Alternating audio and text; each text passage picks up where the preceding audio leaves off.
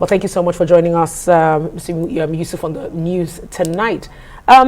Clearly, from records, we see an increase in GDP in the year that precedes the election. This has been this way since, the turn to democracy. Do you see that happening this year? And let's also take into consideration where our inflation is at the moment. What is your take?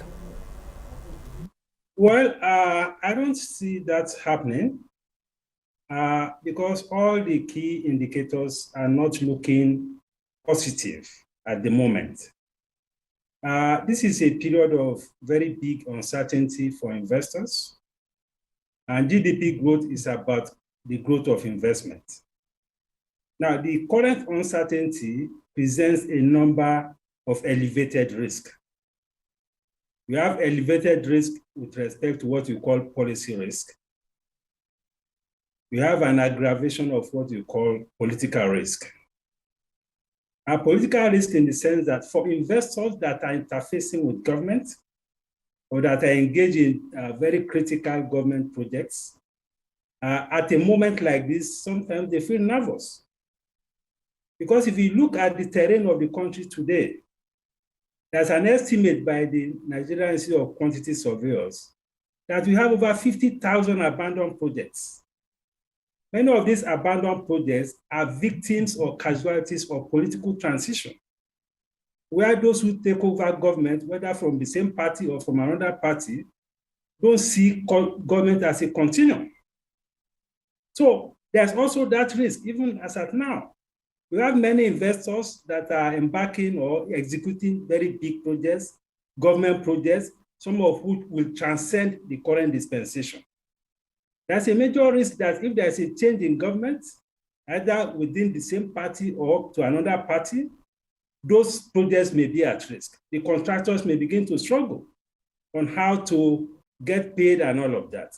There's also what we call policy risk, particularly for those who are engaged in long-term projects or long-term investments. There could be a change in policy. That's another source of worry for investors at this time. If there's a major change in policy, you could derail some investments completely. So that is another major concern. Then we have issues around the liquidity injection into the economy. I mean, you just gave some estimates now, although we need to validate some of this data, but clearly there has been a major injection of liquidity into the economy. That, of course, has some macroeconomic implications, particularly from the point of view of inflation. And of course, some of these funds are also government funds, which also raises issues around ethics and morality. So these are some of the concerns. Of course, there are concerns about possible violence, because elections most times also come with violence. And we are beginning to see indications of that. Your point is well noted, but isn't that the general trend when it comes to democracies and electoral process, that they are expensive? There's an overflow of cash in the economy, and this leads to inflation rather than economic growth. Isn't that the trend we see across democracies around the world and just not here in Nigeria? But let me ask you, how do we cushion this effect? Because you make the point, yes, the political class and the people seem to be looking for the short-term gains. There's money in the system, there's a lot of flow of it, but there's the problem of inflation. So how do we cushion that?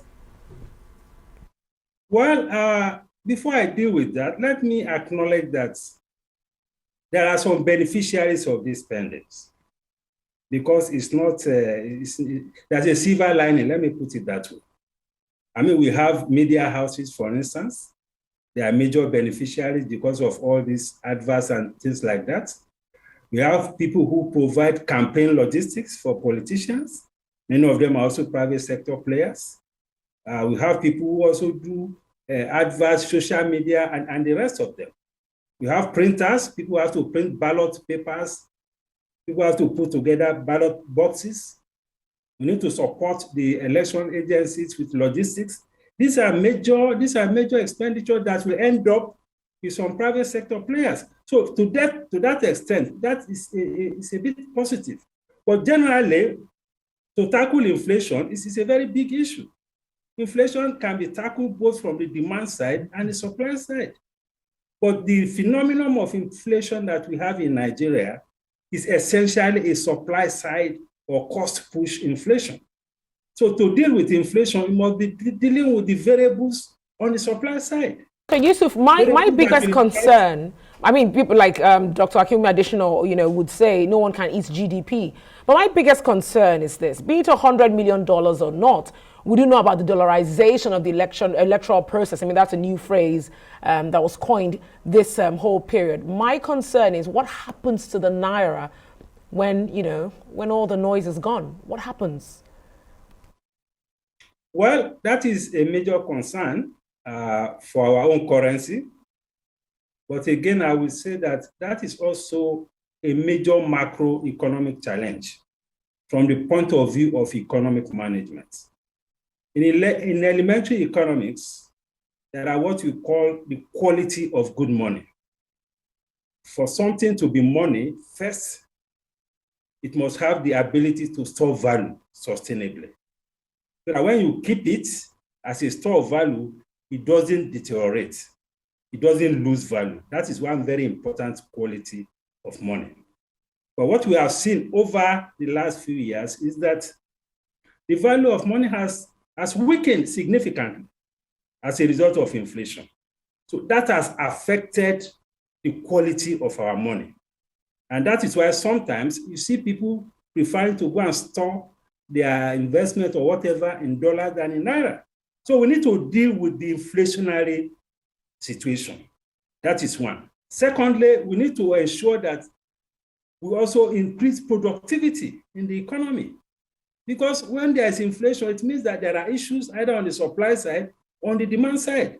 But when we have productivity challenges arising from the cost of production, arising from insecurity, all of these things affect the supply side and therefore aggravates the problem of inflation. So those are some of the things. If we are able to deal with inflation, then we'll be able to deal with the value of money and restore the dignity of the naira. Okay, I'm glad you said it's not all headwinds. There are silver linings to this. But again, on the investment portfolios, the foreign direct investments you talk about, they may be skeptical at this time. It's a shaky period, transitioning from one administration to another. What would be your message to the policymakers, although they seem a lot focused on the electoral process at this time? But what would be your message to them, and how do we send the right signals to investors at this time? Well, the way to send the right signals is to give confidence and to assure investors that unless in very critical cases, there's going to be consistency of policy. We are not to give investors assurance that we are not likely to derail policies, except in cases where the policies are really extremely very bad. That is one. Secondly, we need to also ensure that we give assurance that government is a continuum. We need to give that assurance, because when you have situations where people get into government and they disconnect completely from the previous governments, that doesn't give confidence. We need to give assurance to investors that there is not going to be a major disruption in the flow of government transactions, in the flow of investment in infrastructure. That will also elicit some confidence. Then on the part of the investors themselves, they also need to do a lot of scenario planning to look at all the possible scenarios and how to also mitigate the risk through their own individual business strategy. So there are issues to be dealt with on the part of the investors, and there are also issues and assurance to be given on the part of the policymakers and our party candidates as well.